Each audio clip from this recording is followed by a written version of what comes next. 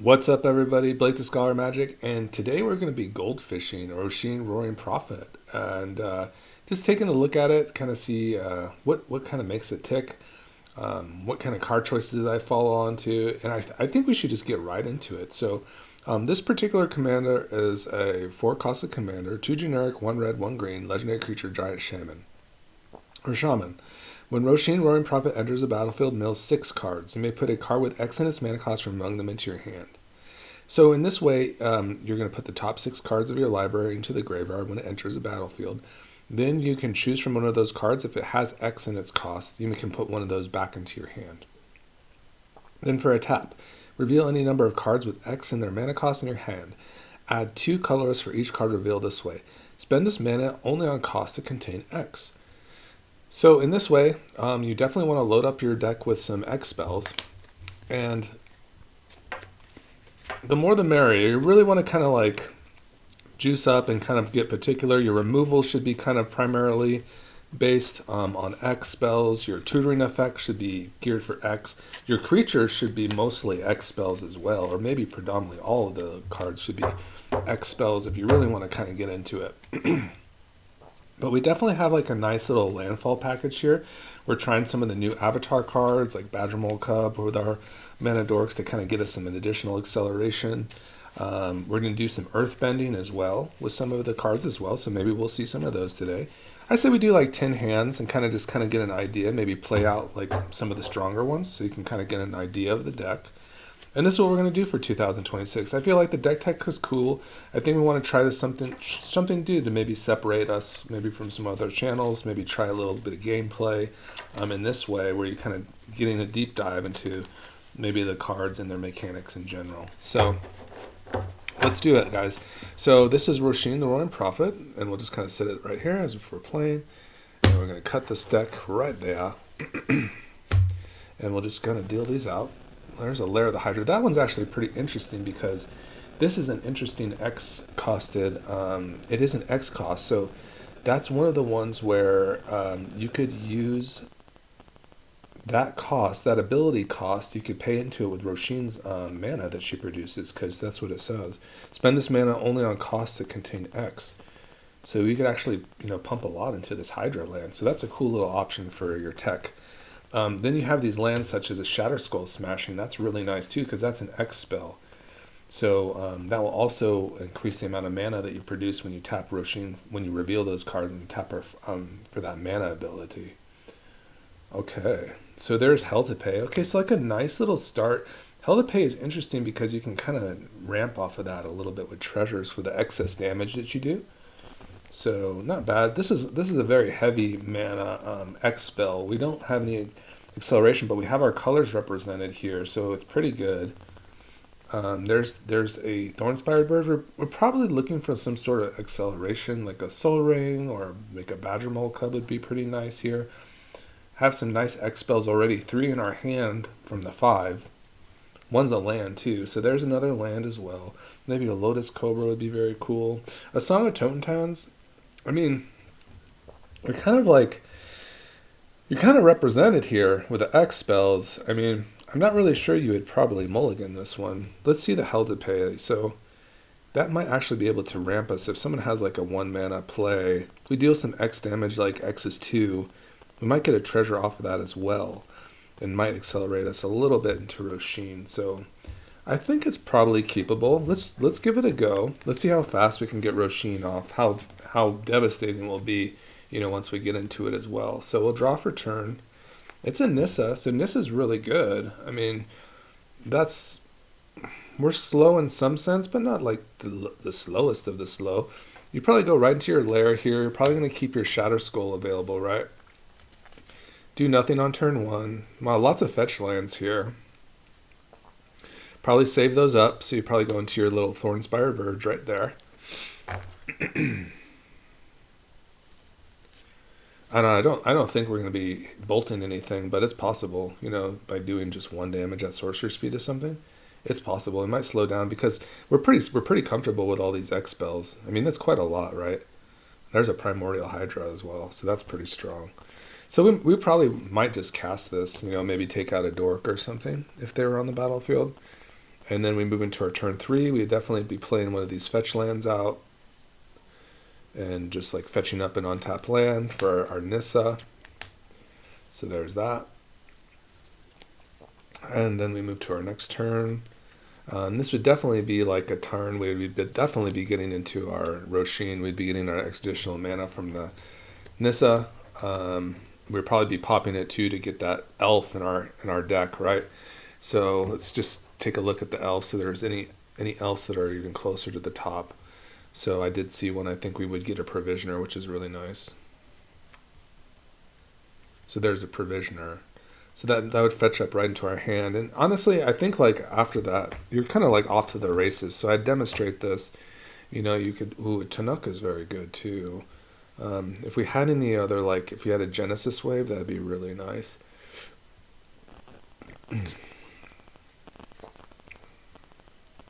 But what you'd likely want to do here is probably just go ahead and tap her down, right? You can even play, I don't think you want to play the Pinnacle Monk for mana. I don't think that would be incumbent. I think you just tap the Rosheen, you'd reveal your 4X spells here.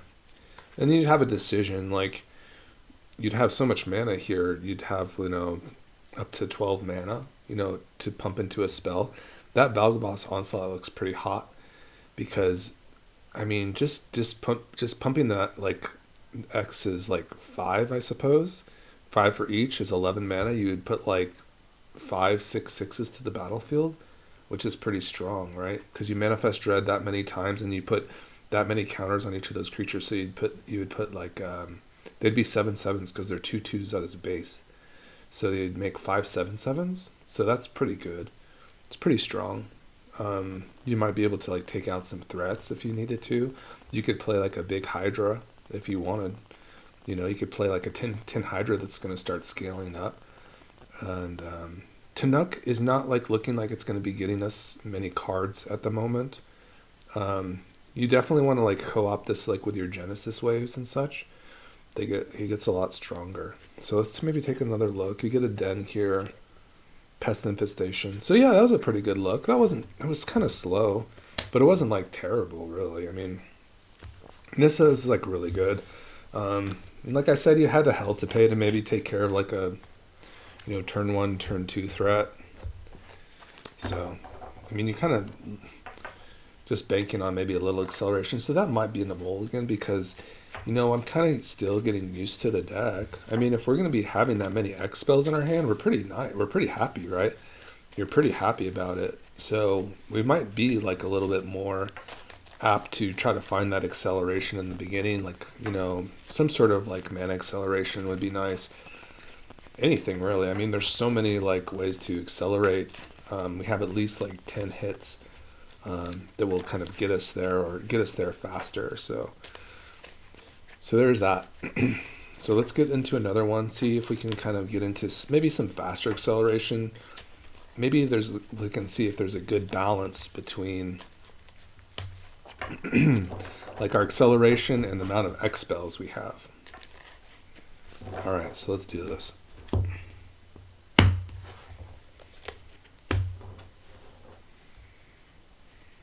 Okay, we got a River Tears outlook. Valcut, the smashing is kind of glued to our hip here so far. The Hydra, there's the bird. That looks pretty cool. And a forest. And a Toph. So, we got a Toph, guys. It's like getting a Pokemon. A wild Pokemon alert. Whoa, it's Toph. Isn't that sick? Yeah, I think this one is really cool for Rosheen because you basically go into Rosheen, mill a bunch of cards, and then you can like basically tutor up the card that you want from your graveyard in exchange for one in your hand when Toph enters. And what's really cool synergy is going to start like earthbending as we can play more spells, so our lands can start getting offensive and get a little bit interesting. It kind of works well with the Badger Mole Cub too. So I'm pretty happy with this hand. I'd definitely give it a shot. We got a turn 1 bird too, so you never hate that. So I think that's pretty nice. Looks like we're going to probably play the Valakut on turn 2. Maybe, with our landfall, maybe hold off on the River Tears outlook because they're both tap lands, both of these. So Yeah, let's try this again. This is kind of another let's see what happens type of thing. So draw for turn. And we get another X spell, which is just absolutely beautiful. So yeah, there's the forest, and this is the bird. Fantastic. And yeah, then we're going to draw again because it's commander. And that's a very, very nice little kind of draw there. I don't really think we're really doing too much of this. You could curate your hand if you wanted to with a Valakut, for 3 mana. You could curate your hand a little bit. Like we could go like this. You could play the Grove. And at instant speed, we could just like hold up mana here. We could probably really go for our X spells. You could probably be pretty content to just keep the X spells and maybe say goodbye to the top. It's possible, like if you really wanted to kind of go for it, with your Valakut. And it kind of makes sense, but Toph is also just very good. So I think maybe you could Valakut these, well, you don't really want to Valakut the Shatter Skull. So maybe it's these two. You might Valakut these two away. Or maybe just the River Tears Outlook. I mean, it's really up to you to decide. But yeah, I think maybe that would be it. So at instant speed, like as your opponents go through your turns, you just tap, Valakut away your River Tears Outlook, and then just draw 2. And we get into some really badass shit right here, guys. Get a Fireball and a Badgermole Cub. That's pretty sick. So now we're kind of firing off. So now we go to our next turn. And now we're kind of just juicing with our Badgermole. Drawn to a Fanatic right there as well. It's going to be on the slower side. But I think what you're going to want to do is just keep a land available, right, for your Cub. Probably actually have to play this Shatter Skull Smashing and get rid of one of your X spells, unfortunately. Just so that you could just basically, I suppose you could just tap these down and keep your fetch land available. Or keep your dual land available. And then go for your Cub. Animate your Grove. And now you have 4 mana to play Rosheen. So we do that like this. Beautiful. Okay, now we're doing the thing. And we are going to go for 6 deep. So 1, 2, 3, 4. That's already in our graveyard too. That's insane value. 5 and 6. That's crazy for the World Souls Rage. So you definitely be keeping that one. The rhythm is just value, right, guys? So yeah, we know how this goes. The graveyard's getting really juicy for that World Souls Rage too. So yeah, we're basically going to be getting all those lands back. So this goes to the hand. And then we go to our next turn, and this turn is going to be extremely nutty. Like regardless, even if Rosheen doesn't live, because you just have like all this mana production, you have like all these like really interesting kind of lines too. Like you could search up like probably one of the our Gargos, because I do have a Gargos in this deck, basically the Hydra. And like I said, you have that kind of really cool nature's rhythm. So I think the line would probably get into like an abundance of mana with the World Souls Rage. And basically, how much mana could we put into that? Well, this is what would happen, is that you would have Rosheen available here. And then what happens is Rosheen is a reveal. So what you go is you tap it, and then you reveal all the X cards in your hand. You get two colorless mana for each. So that's 2, 4, 6, 8. 8 mana there. So you have 8 mana as a baseline. Then you have your Cub popping off here. 8, 10, 12, 13, 14. You have 14 mana. For the World Souls Rage, you have 1, 2, 5 cards in the grave. So there's probably a way where you could probably play this, get all the lands onto the battlefield, and still have enough mana to play maybe your Toph, or probably your Toph, and get back maybe the the Nature's Rhythm, I suppose, and then like have like a huge Nature's Rhythm the next turn. Um, I wonder what we would get out of that. Like, what would be like the best target for like a Nature's Rhythm? So basically, if you could get like any creature, I mean, we do have hoofs in here. I don't know if we're like there yet, but basically you put permanents in here as well, so that because like a Gargos, which would be nice. You know, that would be nice. That might be what you do with your remaining mana, is perhaps get into like a Nature's Rhythm, I suppose.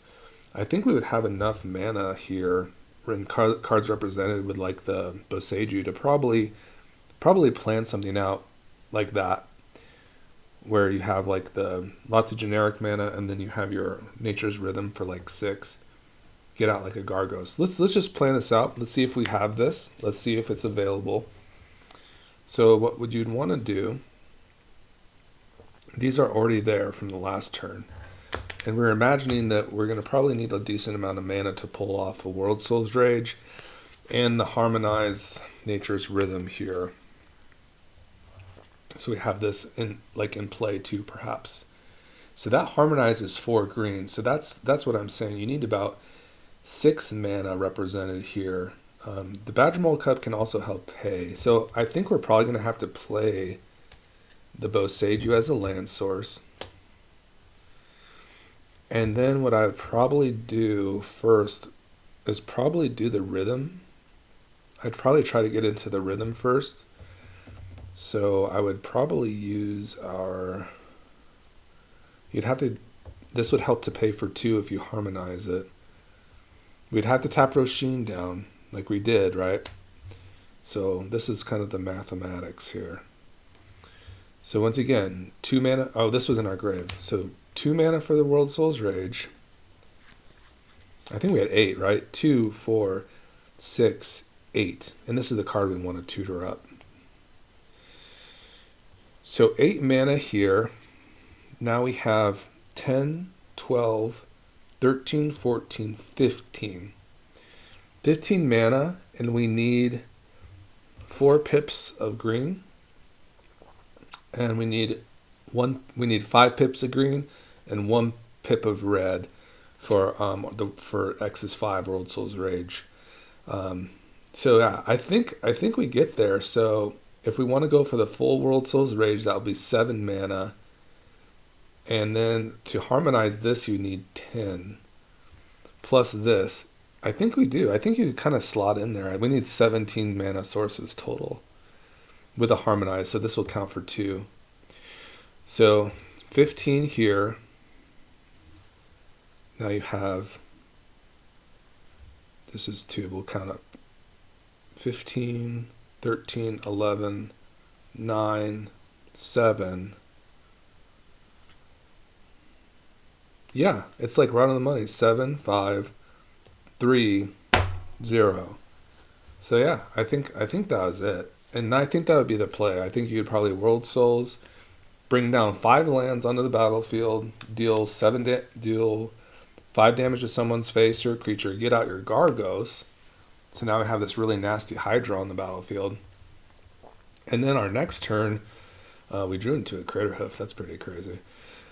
Then you can kind of get these Hydras down because they're 4 less. They cost 4 less to cast. So really nasty stuff. I'm honestly like, and this is not even like the tip of the iceberg for Rosheen. That was really nice sequencing.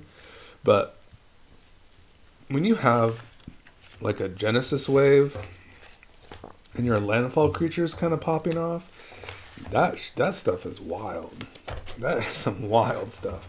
And I'll post a little short here to kind of get inundated with that kind of level of popping. But it's really wild, man. You're gonna love it. This card is the best Magic card. You know, it's like not even really close. Rosheen is incredibly strong. The amount that it can do, it's just like outclasses anything, really. I mean, there's certain commanders that can get under it. Don't get me wrong. Like, you know, you have your Tamios of the world, like your Kataras. They'll get under Rosheen sometimes. But what if your Rosheen has a cavern? What if you have a cavern or a delighted halfling out in early sequencing, and then your Rosheen resolves, you know? And then what? Then what are they going to do? Not much. I mean, they're going to have a tough time keeping up with the value that Rosheen offers. So overall, like a really nasty rule card in general. Look at a nice shuffle on here. We'll do one more. That was some nice stuff, though. Nice little brain breaks there for our brain. Fun stuff. Very fun. Make sure to like and subscribe, guys. Hit that bell. Appreciate you guys, and we'll be giving away a deck pretty soon at like 30 subscribers. So maybe this video will get it in about a week or two. We'd love to see it. So Court of Calling, Roller Crochet Ride, lots of X spells here. Land, Tyvar Stand, Wooded Foothills, and our Verdant Catacombs. So probably like a blank. Not the hottest thing. I mean, the 4 X spells is really nice. Let's just imagine. Yeah, another X spell. Wake in the Woods is really good. So I am really digging the amount of X spells that I'm seeing. It's fantastic. So you want to see. You want to see some nice X spells. I think like this deck would do well with like an Invasion of Ikoria too. It's just I couldn't find it. So it is what it is. But there's a lot of tutoring. We have like the Green Sun Zenith from Vaughn. He hooked that up. I have a Proxy Finale of Devastation in this deck. So yeah, it's like, you know, we got some cards like kind of shored up. So Nature's Rhythm is really nice too. That was really good. Great graveyard value there. All right, baby, come on.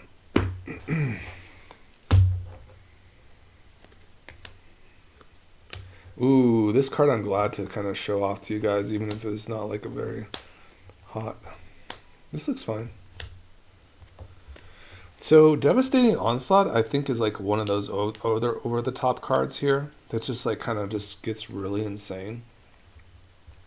And the reasoning why is that you can imagine if you're copying Rosheen like 5 times, you're going to get all the value from the graveyard. You're going to be putting about all those milled cards are going to go in, and you're going to be like curating your X spells back to your hand.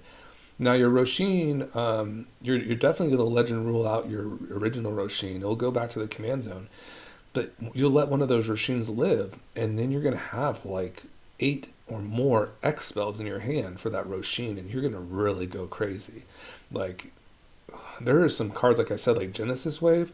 If you can put like, you know, X is 25 for Genesis Wave, you're going to go 25 deep in your library, and you're going to put all permanent cards from those 25 that have mana value 25 or less onto the battlefield.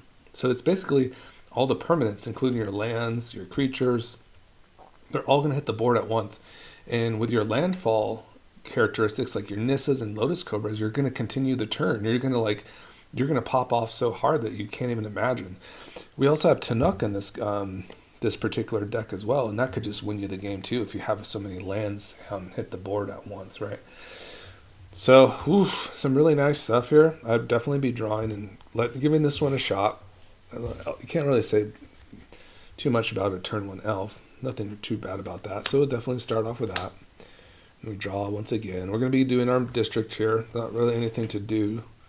So we're just going to be kind of taking the turn off there. And Cornucopia is good. We're going to leave that right on top. We're going to be drawing now. We're going to probably go right into our Rosheen. Oh no. Yes, we do. We have the Bridgeworks battle. So there's that. And then now we go here. Now we're going to do our 6. 1, 2, 3, 4, 5. Sucks that we kind of lost our Tanuk, but Reap the Past is the best from this. So we'll actually get back all those cards for us at once. So we'd love to see that. Reap the Past is probably one of my favorites here. Look, if you want to look in this one, it will return X cards at random from your graveyard to your hand. Isn't that crazy? I think it's just absolutely nuts. So we draw here. That's a Pinnacle Monk. That'll help us get into our graveyard as well. I think we probably do the Devastating Onslaughts thing, and maybe make like a huge, like a huge Astral Cornucopia. Like, I don't know. There's so much like fun stuff you could do right now. Probably play this as just a land, I guess, the Pinnacle Monk. I mean, or you could return the Devastating Onslaught to your hand. Oh my god, there's so much stuff here. Anyways, well, we can imagine we're basically firing off on like a huge Rosheen here because we tap Rosheen down, right? We have 1 X spell, 2, 3, 4, 5, 6. So actually, I think I know the line. The line has to do, I think, with the World Souls Rage and the Devastating Onslaught. I think these are the line. So I think what you would do is I think you would probably sink all your mana into a huge Devastating Onslaught. You would mill about like 30 cards because you'd have that many copies of Rosheen coming down. And then you'd have so many X spells in your hand. I think you could go right to a huge World Souls Rage and return like all the lands from your graveyard to the battlefield. It would probably be like 20 plus lands. So we could try to illustrate it. Like, so we just go ahead, tap Rosheen down. Then you would basically show off all your sweet cards. 2, 4, 6, 8, 10, 12, 12. And then you could basically copy Rosheen, probably leaving up like a red and green source, I suppose. So I think you could make, it looks like you can make 3 copies of Rosheen, it appears, by keeping up the other mana. Or let's see. Okay, so we've tapped down Rosheen. We are definitely going to probably use the Pinnacle Monk as mana. We have 1, 2, 3, 4, 5 mana floating in general. Then we have 2, 4, 6, 8, 10, 12. Okay, so we have 12 generic mana. And I think you just sink in 5 each. So you make 5 copies of Rosheen. I think so. So we go ahead and use that generic mana plus a red source for that. So we have 1 red source available right here. You'd make 5 Rosheens. So that's, boom, all right? So that's 30 cards. So you do it 6 at a time, right? For your X spells. The others just go to your graveyard. Yeah, I'll take a Tyvar stand. It's fine. 1, 2, 3, 4, 5, 6. I assume you're probably just, probably going for the big mana stuff. So like another, like Awake in the Woods. That's 10. 1, 2, or sorry, that's 12. We get 3 more Rosheens. We're still not breaking either, which is beautiful. There's the Zenith. Look at all the lands here. Oh, shit. You know what's crazy is that I'll have haste too. So I think we get to do this 2 more times.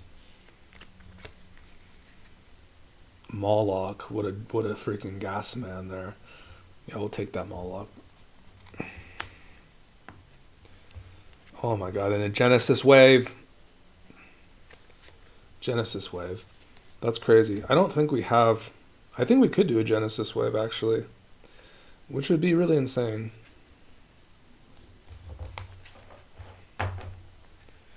So now we're left with all these...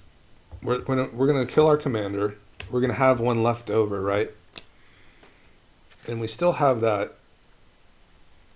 Tyvar stand, too. I think we probably do the World Souls Rage. I mean... The Genesis Wave will be huge too. So let's see how many X spells we have. 2, 4, 6. Because we did not brick. 2, 4, 6, 8, 10. I don't know. Do we draw that? I'll cut. I don't know what that is. 12, 14, 16, 18, 20. So that's the real big crazy thing with the Devastating Onslaught is now we have just like 20... floating mana here. We could pump into this one. We still have 3 green for a huge Genesis Wave. I mean, it's really up to you. I mean, both of them are very good. I think probably the World Souls Rage is probably your best bet. I think so. I think your your World Souls Rage is really good because you're just going to return like 20 lands to the battlefield. There's 4, 5, 6, 7, 8, 9, 10, 11, 12, 13, 14, 15, 16. Yeah, 16 lands to the battlefield is pretty good. Whereas if you just did a Genesis wave for 20, we can take, actually that might be the best. 1, 2, 3, 4, 5, 6, 7, 8, 9, 10, 11. Because what you want to get is you want to get like your landfall enabler to like hit the board like a Lotus Cobra or Nissa or a Tireless Provisioner out of these 20. 1, 2, 3, 4, 5, 7, 8, 9, 10, 11, 12, 13, 17, 18, 19, 20. So we didn't get into the landfall enabler here from the Genesis wave. But like you can say all these permanents are going to the battlefield. So you're going to get a forest, a mountain, a bird, you're going to get an ice till, you're going to get a grove, you're going to get a halfling. You're going to get quite a bit of action from that as well. You're going to get a Toph, Badger Mole Cub, a Scourge. Yeah, that's the sad thing is your Hydras usually just die. But so it's like whatever's, maybe there's a problematic creature, maybe you do the World Soul's Rage. And just get really ahead on like 15 lands. Otherwise, if this appeals to you, like, just like these permanents, they look pretty nice too. There's like 4 lands here and a bunch of permanents, 5 lands. Yeah, so you get about 5 lands and about 5 permanents. So that's pretty good too. So maybe 6 permanents. So it's really kind of up to you. Like, and the Toph is going to be really nice there too with the Cub. So yeah, I mean, I don't think you really could go wrong either way. I think the Genesis wave is your biggest, your highest kind of upside, because like I said, if you go 20 deep and get into like a Nissa, ooh, an Evolution Sage is kind of interesting. Like a Cobra and a Nissa, you see that? You get a Cobra and a Nissa in your top 20, you're just going to storm off because you have these hitting the board, and then you have these lands hitting the board too, simultaneously. 1, 2, 3, 4, 5, 6, 7, 9, 10, 11, 12, 13, 14, 15. Yeah. Yeah, and that's hard to beat. Like this would be the nutted, right? If this was the 20 from your Genesis wave, it'd just be completely nutted. Can you believe I'm talking about it? Like cards like this and Magic like this? Rosheen probably is like the most underrated commander I could do. If it's not in competitive, you guys got to get your heads out of your asses because this card is absolutely busted. Maybe hit the arena streets for a second and check out Rosheen because this card is insane. It's insane. All right, so there's the deck, guys. Thanks for joining me today. It was really fun to kind of show off this very powerful commander. And yeah, this is kind of the way. This is going to be the way that we're kind of be checking out the decks now. So it's kind of more action-packed, I'd say, and fun for us, for me especially. So make sure you guys comment in the video. I'm giving away a deck at 625 and then one at 750. So I don't know. I don't follow competitive too much, but I could see myself getting into it. I hope Rosheen is part of the conversation. Probably not. It's probably too slow. But, it is what it is. I would try to make it work. I would try to make it work. For sure. For sure.